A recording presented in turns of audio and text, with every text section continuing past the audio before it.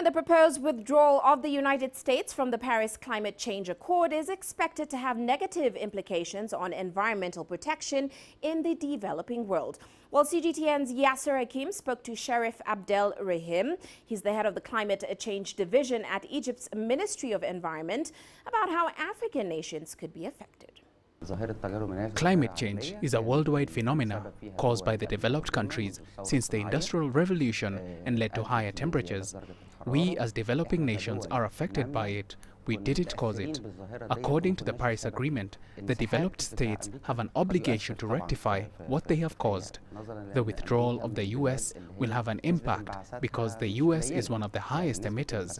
The international target to avoid higher temperature rates will not be achieved after this withdrawal.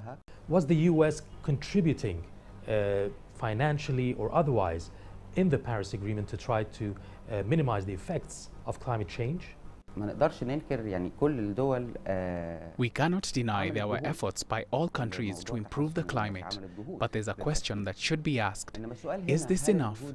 The answer comes from the IPCC, and they said no. We need more from the countries that caused the problem to achieve the international goals. What's been done is not enough.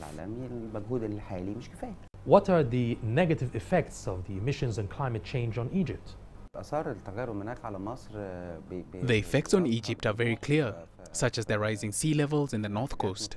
Tourism can be affected, especially the coral reefs would be damaged from higher water temperatures.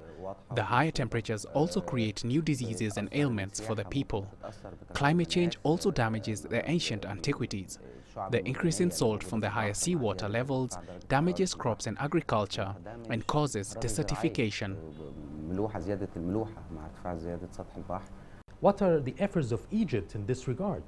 Although Egypt is one of the countries with the least emissions in the world at only 0.06%, it is one of the most affected. Egypt has been active from the very beginning. It's one of the first to sign the Climate Convention in 1992 and ratified it in 1995. It signed the Kyoto Agreement in 1999, ratified in 2005, and the Paris Agreement in 2016, ratified in 2017. We established whole divisions, many researchers, studies, and a big segment of the environmental efforts towards how to deal with and how to adapt ourselves to the climate change effects. What we need is not just financial aid, but technology transfer, training locals, and collective national efforts to face this issue.